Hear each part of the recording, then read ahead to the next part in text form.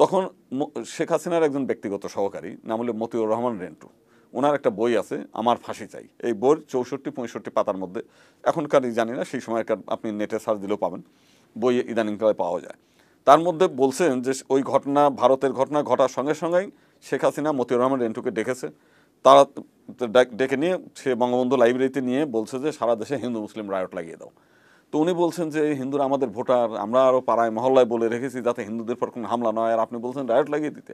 তো এরকম বার্গেনিং কিছু হওয়ার পর উনি বলছেন, আরে বোকা, সার্ক সম্মেলন পণ্ড করতে হবে না? তাছাড়া জাহানারা ইমাম যেভাবে দিনকে দিন মুক্তিযুদ্ধের ধারকবাহক হয়ে যাচ্ছে, এটা তো আমার নেতৃত্বের প্রতি হুমকি। অতএব জাহানারা ইমামকে খতম করতে হবে, সার্ক সম্মেলন পণ্ড করতে হবে। তুমি হিন্দুরা সব জাহানারা ইমামের পিছনে চলে গেছে, অতএব হিন্দুদের বাড়ি হামলা করো। তো এর মধ্যে আরো অনেক কথাই হয়েছে। উনি বৈঠকের কথা আমরা জানি, যারা মোদি তার পররাষ্ট্রমন্ত্রীর সাথে বৈঠক করেছেন বাংলাদেশ ইস্যুতে। এত রকম কিছু করার আসলে কারণটা কি? তারা কি সরকারের বিরুদ্ধে একটা খুব কঠোর পরিস্থিতি তৈরি করতে চাইছে, একটা কঠোর অবস্থান বা পদক্ষেপ নিতে চাইছে? মন্দিরে হামলা করার জন্য বিভিন্ন সময় নাকি হিন্দুদেরকে বা বিভিন্ন আওয়ামী লীগের টাকা দিত শেখ হাসিনা। দর্শক, অবশেষে এমন তথ্য ফাঁস করেছেন হিন্দু মহাজোটের নেতা গোবিন্দ প্রামাণিক। তিনি বলেছেন হাসিনা নাকি টাকা দিয়ে মসজিদে হামলা এবং মন্দিরে হামলা করে দিতেন সাম্প্রদায়িক দাঙ্গার জন্য। আমরা তার আলোচনা শুনবো, এবং ইসকন নিয়ে ভারত যে কতটা বাড়াবাড়ি করছে এই বিষয়ে আলোচনা করেছেন ডক্টর জাহিদ ভাই, তার আলোচনা শুনবো। চিন্ময় কৃষ্ণ দাস এবং ইসকনকে নিয়ে ভারতের মিডিয়াতে, ভারতের পার্লামেন্টে অনেক ঘটনা ঘটেছে। সেটাও শুধু না, একটা বৈঠকের কথা আমরা জানি, যারা মোদি তার পররাষ্ট্রমন্ত্রীর সাথে বৈঠক করেছেন বাংলাদেশ ইস্যুতে, এবং তার সাথে যুক্ত করতেই হবে শেখ হাসিনার একটা অফিসিয়াল বিবৃতি আমাদের সামনে এসছে। এটাও ভারতে ঘটা ঘটনা হিসাবে আমরা দেখব এবং ভারতের আচরণ হিসাবেই দেখব। প্রশ্ন হচ্ছে, ভারতের এত রকম কিছু করার আসলে কারণটা কি? তারা কি সরকারের বিরুদ্ধে একটা খুব কঠোর পরিস্থিতি তৈরি করতে চাইছে, একটা কঠোর অবস্থান বা পদক্ষেপ নিতে চাইছে? এই প্রশ্নগুলো আমাদের সামনে হাজির হবে। ভারতের মিডিয়াতে কি আলাপ হয়েছে, আমি গতকাল সারাদিন ভারতের বিভিন্ন টিভি চ্যানেল, পত্রপত্রিকাগুলোর এখন ইউটিউব আছে যেগুলোতে টক শো হচ্ছে প্রচুর, সেগুলো দেখার চেষ্টা করলাম, পত্রপত্রিকা পড়ার চেষ্টা করলাম। দেখলাম বাংলাদেশময় হয়ে আছে, এবং বাংলাদেশময় মানে হচ্ছে বলাই বাহুল্য, এগুলো হিন্দু সম্প্রদায়, ইসকন এবং চিন্ময় প্রভু তাকে নিয়ে। ওই জায়গায় যাওয়ার আগে কি কি বিষয় আলোচনা হয়েছে সেগুলো নিয়ে বলবো। তার আগে শেখ হাসিনার বিবৃতিটা একটু পড়তে চাই, এবং এটা একটা অফিসিয়াল বিবৃতি। তাদের অফিসিয়াল ফেসবুক পেজে বলা হচ্ছে এরকম হেডলাইন, আওয়ামী লীগ সভানেত্রী বঙ্গবন্ধু কন্যা শেখ হাসিনার বিবৃতি। এখানে আইনজীবী হত্যা করা নিয়ে তিনি শাস্তির আহ্বান জানিয়েছেন, এটুকু জানাতেই হয়। কত আইনের শাসন তিনি নিশ্চিত করেছেন আমাদের সব জানা আছে, সব মনে আছে। তারপর তিনি বলছেন, অসাংবিধানিক ক্ষমতা দখলকারী ইউনূস সরকার যদি সন্ত্রাসীদের শাস্তি দিতে ব্যর্থ হয় তাহলে মানবাধিকার লঙ্ঘনের নাকি তারও শাস্তি দেবেন। আচ্ছা, এরপর এর মধ্যে অনেক ব্যর্থতা, দাম কমাতে পারে নাই, শৃঙ্খলা ভালো নাই, ইত্যাদি ইত্যাদি, জীবনে নিরাপত্তা দিতে পারেনি, এগুলো বলেছেন। কিন্তু এরপর সনাতন ধর্মাবলম্বী সম্প্রদায়ের একজন শীর্ষ নেতাকে অন্যায়ভাবে গ্রেফতার করা হয়েছে, অবিলম্বে তাকে মুক্তি দিতে হবে। চট্টগ্রামে মন্দির পুড়িয়ে দেওয়া হয়েছে, ইতিপূর্বে মসজিদ, মাজার, গির্জা, মঠ এবং আহমদিয়া সম্প্রদায়ের ঘরবাড়ি আক্রমণ করে ভাঙচুর ও লুটপাট করে আগুনে পুড়িয়ে দেওয়া হয়েছে। সকল সম্প্রদায়ের মানুষের ধর্মীয় স্বাধীনতা ও জন্মালের নিরাপত্তা নিশ্চিত করতে হবে। তারপর তীব্র আওয়ামী লীগের লোকজনের উপর এটা সেটা হয়েছে বলে তিনি আওয়াজ তুলছেন। এটা হচ্ছে তার অফিসিয়াল বিবৃতি, যেখানে তিনি ইসকনের ওই নেতা, ইসকন মানে বহিষ্কৃত, এটা নিয়েও আবার কনফিউশন আছে, বহিষ্কৃত একটা খেলা হচ্ছে, সেটাও সঠিক কি বেঠিক এটা নিয়েও নানান আলাপ তর্ক আছে। ভারতের মিডিয়ার আলোচনা, এবং ভারতের মিডিয়াতে শেখ হাসিনা যে অফিসিয়াল স্টেটমেন্ট দিয়েছে এই কথাটাও বলা হয়েছে যে তাদের সেই নেতার বিরুদ্ধে শেখ হাসিনা মানে গ্রেফতারের বিরুদ্ধে নিন্দা করে শেখ হাসিনা স্টেটমেন্ট, এটাও ফলাও করে বেশ কয়েকটা জায়গায় আমি বলতে শুনেছি। কি কি ছিল? বাংলাদেশকে যতভাবে নেগেটিভলি পোর্ট্রে করা যায় সব এলিমেন্ট ওখানে ছিল। ইসকনকে নিষিদ্ধ চাওয়া হচ্ছে, হাসনাত আবদুল্লাহ সমন্বয়কদের একজন, তার বক্তব্য প্রচার করা হচ্ছে। নট অনলি দ্যাট, আমাদের অ্যাটর্নি জেনারেল ইসকনকে নিয়ে কি বলেছেন সেটার আলাপ এসছে, সেটা দেখানোর চেষ্টা করা হচ্ছে, ওগুলো মিথ্যে অভিযোগ বলে বলা হচ্ছে। একটা মিছিলের ছবি বিভিন্ন জায়গায় বিভিন্ন চ্যানেলে দেখানো হয়েছে, যেখানে বলতে শোনা যায় ওই যে একটা দুটো ইস্কন ধরে ধরে জবাই কর, এই ধরনের বাক্য ভিডিওটা যেটা দেখিয়েছেন সেখানে এটা শোনা যায়। অনেকগুলো চ্যানেলে এটা শোনানো হয়েছে এবং আমি ব্যক্তিগতভাবে মনে করি আহ, মিছিলের বক্তব্য বা স্লোগানকে খুব গুরুত্ব দিয়ে ধরা যাবে না বলে কেউ কেউ বলছেন, কিন্তু আমি মনে করি মিছিলের বক্তব্যগুলোকে আসলে ধর্তব্যের মধ্যে নেওয়া উচিত এবং মিছিলে সবকিছু বলে ফেলা ঠিকও না, এটা একেবারে শিওর। কারণ আমরা শাহবাগের সেই গণজাগরণ মঞ্চের কথা বলতে পারি, যখন ফাঁসি ফাঁসি ফাঁসি চাই বলা হচ্ছিল স্লোগানে, এটাকে যে স্লোগান হিসেবে দেখা হয়নি, আমরা এটাকে এভাবেই তখন ইন্টারপ্রিট করেছিলাম রাইটলি অনেকেই, যেটা চাপিয়ে দেয় দেশের বিচার ব্যবস্থার বাইরে। যদিও ফাঁসি চাওয়াই যায়, আমরা স্লোগানে এগুলো ব্যবহার করি, কিন্তু এগুলোর ব্যাপারে একটু সতর্ক থাকা দরকার। সো এই ধরনের স্লোগান না হওয়াই উচিত। আর কি হয়েছে? আর হয়েছে জনাব চিন্ময় কৃষ্ণ মহাপ্রভুকে তারা ইসকনের নেতা হিসাবে, ইসকনের মঙ্ক হিসাবে, ইসকনের গুরু হিসাবে মানে সামনে আনতে চাইছেন। এবং ন্যারেটিভটা খুব সিম্পল। কেন ইসকন? কারণ তাদের হিসাবে ইসকন কোনো রকম কোনো জঙ্গি বা এক্সট্রিমিস্ট সংগঠন নয়, রাদার তারা একটা সেবাদানকারী প্রতিষ্ঠান। ইসকন মানুষজনকে খাওয়ায় এবং পৃথিবীর দ্বিতীয় সর্বোচ্চ সম্ভবত চ্যারিটেবল খাবারের, ওখানেই শুনলাম কোনো একটা জায়গায়, সরবরাহকারী তারা। শুধু সেটা না, তাদের স্কুল আছে, তাদের বিভিন্ন শিক্ষা প্রতিষ্ঠান আছে, তাদের উপাসনালয় আছে, তারা বিভিন্ন দুর্যোগে মানুষের পাশে দাঁড়ায়। তারা ভারতের বিভিন্ন দুর্যোগের উদাহরণ দিয়ে দেখাচ্ছেন এখানে ইসকন কাজ করে। সো এইরকম একটা মহৎ সংগঠনের একজন মঙ্ককে শুধুমাত্র হিন্দুদের স্বার্থ রক্ষার কথা বলার জন্য গ্রেফতার করা হয়েছে। That is their narrative. এটা ক্রমাগত বলার চেষ্টা করেছে এবং আমি গতকাল একটা ভিডিওতে বলেছি এবং আমি আবারও বলতে চাই, বাংলাদেশের ইসকনকে এটা ক্ল্যারিফাই করতে হবে, যেহেতু তারা অলরেডি বলেছেন যে জনাব চিন্ময় বহিষ্কৃত হয়েছেন এবং একটা শিশু নির্যাতন, শিশু যৌন নির্যাতনের অভিযোগে। তাদেরকে বলতে হবে এবং ভারতের এই যে যাবতীয় ডিসইনফরমেশন তারা ভারত ছড়াচ্ছে সমানে, সেটার প্রতিবাদ একজন বাংলাদেশি হিসাবে করতে হবে। ইসকন বাংলাদেশের সদস্যরা বাংলাদেশি মানুষ, তার রাষ্ট্রের ক্ষতি হচ্ছে, তার রাষ্ট্রের ইমেজ নষ্ট করার চেষ্টা হচ্ছে। এটা আমরা যেমন বলছি, ইসকন যদি এই দেশকে ওন করে তাদেরকে ওই কাজটা করতে হবে। You must do that. কিন্তু এটা ক্রমাগত মানে ইসকন হিসাবেই সামনে আনা হচ্ছে এবং ইসকন নিয়ে নানান কথাবার্তা বলা হচ্ছে, এই ঢালটা ব্যবহার করার চেষ্টা করা হচ্ছে। সুতরাং আমরা এটা নিয়ে খেয়াল করব। আর কি হয়েছে? আমেরিকাকে গালিগালাজ করা হচ্ছে। আমি দেখলাম অনেকগুলো চ্যানেল আমেরিকা মানবাধিকার নিয়ে খুব কথা বলে, বিশেষ করে বাইডেন প্রশাসন তো বলেই, এবং ডক্টর ইউনুসের সাথে এখন খাতির আছে বলেই কি তারা কিছু বলছে না? তারা তো এর উপরে কঠোর ব্যবস্থা নেওয়া দরকার। কেউ আবার ইন্ডিয়ান ডায়াসপোরা যারা আমেরিকাতে আছে, তারা কেউ স্যাংশনের আলাপ তুলছেন, সেই কথাবার্তা বলছেন। এবং কিছুদিন আগে আমি একটা ভিডিওতে দেখিয়েছিলাম আপনাদেরকে, রীতিমতো পিটিআই ওই নিউজ করেছিল যে একজন ইন্ডিয়ান আমেরিকান ডাক্তার বাংলাদেশের বিরুদ্ধে স্যাংশনের প্রস্তুতি নেওয়ার শুরু করছেন, যদি ট্রাম্প যখন ক্ষমতার রীতিমতো আমাদের গার্মেন্টে স্যাংশন দেওয়া হবে, ইত্যাদি ইত্যাদি তারা বলছেন। ভারতের পার্লামেন্টে রাজ্যসভা তাদের উচ্চকক্ষে আলাপ এসছিল, একজন দুজন এমপি বাংলাদেশে যা ঘটছে সেটার ব্যাপারে ব্যাখ্যা চাইছিলেন। তখন তাদের উপপররাষ্ট্রমন্ত্রী যিনি আছেন তিনি বলেছেন যে এই উদ্বেগের কথা তারা জানিয়েছেন, বাংলাদেশে বিভিন্ন ক্ষেত্রে যা যা সমস্যা হচ্ছে সেটা নিয়ে বাংলাদেশ সরকারকে ব্যবস্থা নিতে বলেছেন, তাদের উদ্বেগ জানিয়েছেন, কিন্তু এই দায়িত্ব প্রাইমারিলি বাংলাদেশ সরকারের। কিন্তু মজার ব্যাপার, এইটা নিয়েও বিভিন্ন মিডিয়াতে সরকারকে বা পার্লামেন্ট সদস্যদেরকে তুলোধুনো করা হচ্ছে। তুলোধুনো দুই তিনটা আমি দেখলাম, তাদের বক্তব্য হচ্ছে এরকম যে এটা সর্বদলীয় একটা রেজলিউশন নেওয়া উচিত ছিল, বাংলাদেশকে কঠোর নিন্দা জানিয়ে রেজলিউশন নেওয়া দরকার ছিল, সেটা নেয় নাই এবং তারা হিন্দুদের ব্যাপারে যথেষ্ট সিরিয়াস না, এটা বলেও স্ট্রংলি কন্ডেম করছেন কেউ। আবার কেউ এমনও বলছেন যে শুধুমাত্র এসব নিন্দা বা বক্তব্য দিলে হবে না, অন্তত দুটো চ্যানেল আমি দেখেছি বাংলাদেশের বিরুদ্ধে আর কি করা যেতে পারে। এর মধ্যে বাংলাদেশের বিরুদ্ধে ভারত তার লেভারেজ কি আছে, কি বিষয় দিয়ে বাংলাদেশের উপরে চাপ তৈরি করতে পারে, সেসব আলোচনা এসছে। বাংলাদেশের উপরে স্যাংশন দেওয়া যায় কিনা, আমি দেখলাম হ্যাঁ কেউ বলছেন স্যাংশন দেওয়া যায় এবং রীতিমতো বের করা হয়ে গেছে। আমাদের ট্রেড কত, আমরা কত 13, 14, 15 বিলিয়ন ডলার ইম্পোর্ট করি, আমরা মাত্র $1.5 বিলিয়ন বাংলাদেশ থেকে এক্সপোর্ট হয়। সুতরাং যদি ঝামেলা করে $1.5 বিলিয়ন হলে নাই, হিসাব দেখাচ্ছেন বসে এবং কোনখানে স্যাংশন দেওয়া হবে সেই আলাপও তুলেছেন। একজন দেখলাম বলছেন যে বাংলাদেশের তার গুরুত্বপূর্ণ একটা র ম্যাটেরিয়াল ইন্ডিয়া থেকে নেয়, সেটা হচ্ছে কটন, আমাদের গার্মেন্টস ফ্যাক্টরি খুব সিরিয়াসলি এটার উপরে ডিপেন্ডেন্ট, $2 বিলিয়ন মতো কটন এখান থেকে ভারত থেকে বাংলাদেশে যায়, সেটা যদি বন্ধ করে দেয় বাংলাদেশের গার্মেন্ট ওনার ইন্ডাস্ট্রির 12টা বেজে যাবে, বাংলাদেশ তখন চাপে পড়ে অনেক কিছু করতে হবে। নট অনলি দ্যাট, আমাদের $1.5 বিলিয়ন মতো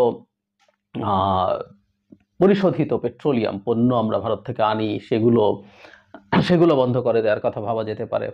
আমার মনে পড়ে বাংলাদেশ যখন ভারত থেকে এটা ইম্পোর্ট করা চুক্তি করে, পাইপলাইন করে বা অন্যান্য ক্ষেত্রে চুক্তি করে, তখন আমার একটা ফেসবুকে একটা স্টেটাসে লিখেছিলাম, তখন আমার ইউটিউব ছিল না, থাকলে সেখানেই কথা বলতাম।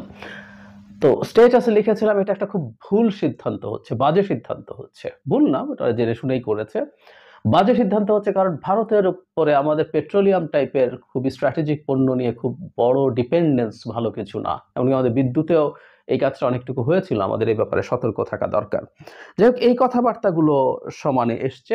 আবার কেউ কেউ বলছেন যে স্যাংশন এত সহজেই দিয়ে দেওয়া যায় না, এখানে অনেকগুলো আন্তর্জাতিক রীতিনীতি আছে, ব্যবসায়িক চুক্তির প্রশ্ন আছে, এইসব আলাপ তারা সমানে করছেন। কিন্তু যেটা বুঝলাম, তাদের যে টোন, সেই টোনটা ভয়ঙ্কর ছিল এবং সেটার একটা নির্দিষ্ট উদ্দেশ্য আছে বলে আমি মনে করি।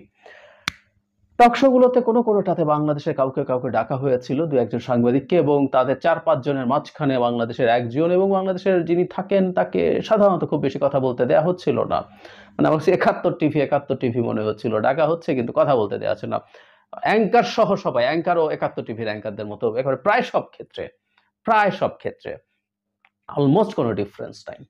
সো এই ধরনের প্রোপাগান্ডা ভারত সরকার চালাচ্ছে, ভারতের মিডিয়াগুলো চালাচ্ছে, এবং ভারতের মিডিয়াগুলোকে আমরা হাতে গোনা 2-1 এক্সেপশন বাদে এগুলো সবগুলো আসলে গদি মিডিয়া, ভারতের মেইন স্ট্রিম। আমি আবারও বলি, আমি যত কথা বললাম এগুলো কোনোটা রিপাবলিকের কথা বলি না, ময়ূখ বা অর্ণবও কি বলছেন, অর্ণব গোস্বামী, আমি সেটাও দেখার চেষ্টা করলাম, কিন্তু ওগুলোকে ছাড় দিয়ে বলছি। বাকি একেবারে আমরা যত মিডিয়াগুলোকে ভারতের প্রতিষ্ঠিত হিসাবে চিনি, সবাই একই ঢঙে একই উত্তেজনাকর ভঙ্গিতে কথা বলছেন। এটা খুব জরুরি। আপনারা যে কেউ যে কোনো একটা খুলে দেখুন, যে কোনো জায়গা থেকে দেখবেন কি ধরনের, কি ঢঙে তারা কথা বলছেন। আমরা এটা ধারণা করতে পারি এটা খুব ভয়ঙ্কর আমার কাছে মনে হচ্ছে, কারণ তারা চাইছেন তাদের যে ডোমেস্টিক অডিয়েন্স আছে, ভারতের লোকজনকে, ভারতের হিন্দু সম্প্রদায়ের মানুষই প্রধান, তাদের মধ্যে এই ন্যারেটিভ তারা এস্টাবলিশ করার চেষ্টা করছেন যে বাংলাদেশে হিন্দু সম্প্রদায়ের উপরে কি ভয়ঙ্কর অত্যাচার নির্যাতন হচ্ছে, বাড়িঘরে আগুন নাকি এখনো জ্বালানো হচ্ছে, হত্যা হচ্ছে, অনেক নারীকে নাকি ধর্ষণ করা হচ্ছে এখনো, এভাবে, মানে আগে তো হয়েছেই, এখনো হচ্ছে, এই ধরনের অভিযোগ। আমি মনে করতে পারি না বাংলাদেশে কিছু আক্রমণের কথা আমরা জানি, কিন্তু বাংলাদেশে কোনো হিন্দু সম্প্রদায়ের মানুষ ধর্ষণের অভিযোগ করেছেন 5 আগস্টের পর আমি আমার চোখে অন্তত পড়িনি। কিন্তু এসব অভিযোগও খুব স্পষ্টভাবে করছেন অনেকগুলো মিডিয়াতে। সো আমরা বুঝতে পারি অনেক হামলার তুলনায় ধর্ষণের একটা আলাদা ইম্প্যাক্ট আছে, সেটাও আনা হচ্ছে। মানে ভারতের লোকজনকে খেপিয়ে তোলা হচ্ছে, যাতে ভারতের লোকজন সরকারের উপরে চাপ তৈরি করে বাংলাদেশের প্রতি আরো টাফ হওয়ার জন্য। এটা খুব স্পষ্টভাবে গতকাল দেখা গেল, কোনো সন্দেহ নেই। এবং শুরুতে যে কথাটা বলেছিলাম যে শেখ হাসিনার ফর্মাল স্টেটমেন্ট, আমরা খেয়াল করবো শেখ হাসিনা কতগুলো ফোন কল লিক করাচ্ছেন, ইচ্ছে করে ছাড়তে বলছেন রেকর্ড করিয়ে, সেটার একটা ডাইমেনশন আছে যে তার কাছে তো ফোন টোন আছে, উনি কথা বলে ছেড়ে দিয়েছেন, আমরা কিছু জানি না। কিন্তু উনি অনেকদিন পর আবার একটা অফিসিয়াল স্টেটমেন্ট দিলেন, যেখানে ওই নেতাকে, জনাব চিন্ময়কে গ্রেফতার করা নিয়ে তিনি কঠোর ভাষায় বর্তমান সরকারের সমালোচনা করেছেন। সুতরাং এটাও ভারতের একটা মেসেজ, কারণ ডক্টর ইউনূস খুব স্পষ্টভাবে রিপিটেডলি বলেছেন, আগে পিটিআইকে বলেছেন, পরবর্তীতে আরো মিডিয়া যেমন আল জাজিরার সাথেও বলেছেন, উনি চান না কখনোই শেখ হাসিনা ভারতে থাকতে পারেন, তাকে ডাকার আগ পর্যন্ত, কিন্তু তিনি বসে বসে এই ধরনের স্টেটমেন্ট দেবেন এবং বাংলাদেশে অশান্তি সৃষ্টির চেষ্টা করবেন, সেটা পছন্দ করবেন না। কিন্তু শেখ হাসিনা এবার একটা অফিসিয়াল স্টেটমেন্ট দিয়েছে তাদের ভেরিফাইড ফেসবুক পেজে, তার মানে এটা জেনুইনলি একটা অফিসিয়াল স্টেটমেন্ট, এবং ভারতও আসলে ডক্টর ইউনূসের ওই কথাটাকে অবাধ্য করে তাকে পাল্টা কিছু দেখানোর জন্য এই কাজটা করেছে। তো এটাকে আমরা ওটার সাথে মিলিয়ে দেখব। সো সার্বিকভাবে ভারতের ভেতরে, ভারতের অভ্যন্তরে একটা ন্যারেটিভ তৈরি করার চেষ্টা করা হচ্ছে, এটা আমাদের সতর্কভাবে দেখা দরকার। এবং এই মুহূর্তে আমরা বিশ্বাস করি, আশা করি আমাদের নিজেদের মধ্যকার ঐক্য, সলিডারিটি থাকা খুব জরুরি।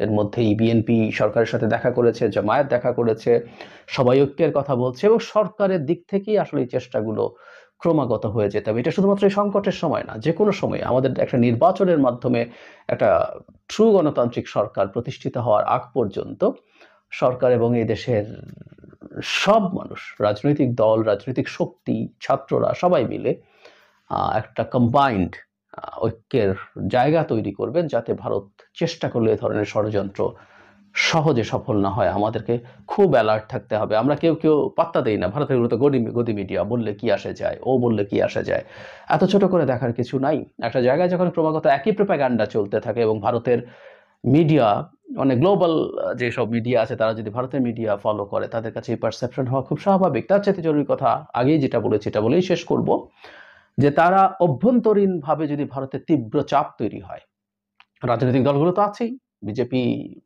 পশ্চিমবঙ্গে মিছিল টিছিল করেছে, বিভিন্ন জায়গায় তারা রিপোর্ট দেয়, জম্মু কাশ্মীরে হয়েছে, আরো বিভিন্ন জায়গায় হিন্দুদের সাথে সলিডারিটি দেখিয়েছে। এই চাপ যদি সরকারের উপরে তৈরি হয়, বা সরকার হয়তো বা এই চাপ তৈরি করাতেই চাইছে, তারা বাংলাদেশ সরকারের উপরে, বাংলাদেশের উপরে কোনো টাফ সিদ্ধান্ত নেওয়ার প্রেক্ষাপট তৈরি করছে। আমাদের সতর্ক থাকা দরকার এবং আমাদের কমিউনিকেট করা দরকার। তারা যা যা বলছে, আমি আশা করি আমাদের সরকারের প্রধান উপদেষ্টা, প্রেস উইং, বিশেষ করে ডিসইনফরমেশন গুলো ঠিকঠাক মতো ডিবাঙ্ক করবেন। রয়টার্সের ক্ষেত্রে খুব চমৎকারভাবে করেছেন, কিন্তু এই যে চিন্ময় যে আদৌ ইসকনের সদস্য নন, এবং সবচেয়ে জরুরি কথা, তিনি কেন বহিষ্কৃত হয়েছিলেন, একজন শিশু যৌন নির্যাতক, নিপীড়ক বাংলাদেশের হিন্দু সম্প্রদায়ের নেতৃত্ব দিচ্ছেন, এই তথ্যগুলো যথেষ্ট বেশি পরিমাণে ভারতের মিডিয়ার কাছে পৌঁছে দেওয়া বা এই কমিউনিকেট করার চেষ্টা করা, বা বাংলাদেশ থেকে যারা ওইসব মিডিয়ার সাথে আলোচনায় কানেক্টেড হচ্ছেন, তারা এই ব্যাপারগুলো এনে যতটুকু সম্ভব নিয়ে যাওয়া, এগুলোই আমাদের করার আছে। তারপর আমরা যদি একত্রে থাকি, আশা করি আমাদের উপরে খুব টাফ কিছু তারা করে উঠতে পারবে না। যখন ঘটনা ঘটছিল, তখন শেখ হাসিনার একজন ব্যক্তিগত সহকারী, নাম হলো মতিউর রহমান রেন্টু, ওনার একটা বই আছে, আমার ফাঁসি চাই। এই বইয়ের 64-65 পাতার মধ্যে, এখনকার জানি না, সেই সময়কার আপনি নেটে সার্চ দিলেও পাবেন, বই ইদানিংকালে পাওয়া যায়। তার মধ্যে বলছেন যে ওই ঘটনা, ভারতের ঘটনা ঘটার সঙ্গে সঙ্গেই শেখ হাসিনা মতিউর রহমান রেন্টুকে ডেকেছে। তারা ডেকে নিয়ে সে বঙ্গবন্ধু লাইব্রেরিতে নিয়ে বলছে যে সারা দেশে হিন্দু মুসলিম রায়ট লাগিয়ে দাও। তো উনি বলছেন যে হিন্দুরা আমাদের ভোটার, আমরা আরও পাড়ায় মহল্লায় বলে রেখেছি যাতে হিন্দুদের পর কোনো হামলা নয়, আর আপনি বলছেন রায়ট লাগিয়ে দিতে। তো এরকম বার্গেনিং কিছু হওয়ার পর উনি বলছেন, আরে বোকা, সার্ক সম্মেলন পণ্ড করতে হবে না। তাছাড়া জাহানারা ইমাম যেভাবে দিনকে দিন মুক্তিযুদ্ধের ধারকবাহক হয়ে যাচ্ছে, এটা তো আমার নেতৃত্বের প্রতি হুমকি।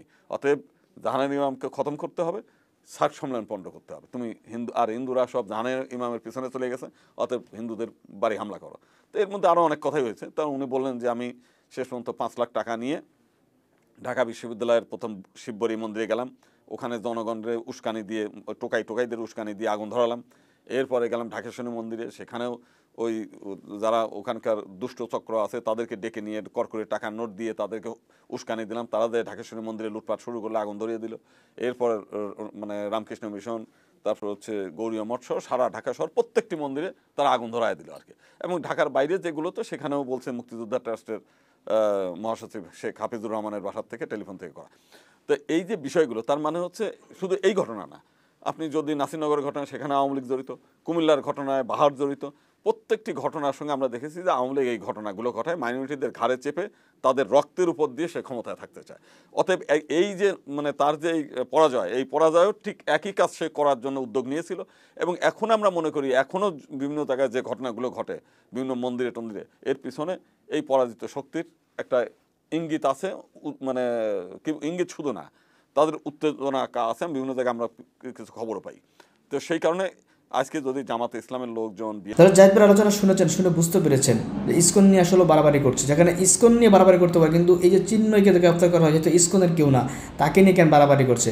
আসলে স্পষ্ট বোঝা যাচ্ছে ভারত মূলত আমাদের দেশটাকে যে কোনো একটা ইস্যু পেলেই তারা ভয়ঙ্কর ধরনের ষড়যন্ত্রে লিপ্ত হচ্ছে। পাশাপাশি হাসিনার চরিত্র নিয়ে কথা বলেছেন এই গোবিন্দ প্রামাণিক, যে স্পষ্ট যে হাসিনা সাম্প্রদায়িক দাঙ্গা লাগাইতো এবং তাদের ছাত্রলীগ দিয়ে টাকা দিয়ে মসজিদে হামলা করিয়ে, মন্দিরে হামলা করিয়ে তারা সাম্প্রদায়িক দেখানোর চেষ্টা করতো। এটা হাসিনা ইতিপূর্বে করেছে। এটার মাধ্যমে প্রমাণিত হয়েছে হাসিনা জঙ্গি নাটক সাজাইতো। অর্থাৎ হাসিনার আমলেই হিন্দুরা সবচেয়ে বেশি নির্যাতিত হয়েছে, কিন্তু সেই উগ্র হিন্দুরা এখন আবার হাসিনাকে ফিরিয়ে আনার জন্যই কাজ করছে। আসলে যারা বুদ্ধিমান বা যারা মানে প্রকৃতপক্ষেই হিন্দু সাম্প্রদায়িক, তারা আসলে এই সমস্ত কিছু চাচ্ছে না, আমরা সেটা বুঝি। কিছু উগ্র হিন্দু দেশকে, যারা হাসিনাপন্থী বা ছাত্রলীগ আওয়ামী লীগের পন্থী, যারা ভারতের দাবিদারি করে, তারাই মূলত দেশকে একটা অরাজকতা সৃষ্টি করার জন্য এই কাজগুলো করছে। তবে এদেশে মুসলমান বসে থাকবে না, তারা মুসলমান দেখবে, কিন্তু মুসলমান যখন রাজপথে নামবে তখন হয়তোবা আর হিন্দুরা বা যারা উগ্র হিন্দু রয়েছে তারা হয়তো আর পালানোর পথ খুঁজে পাবে না।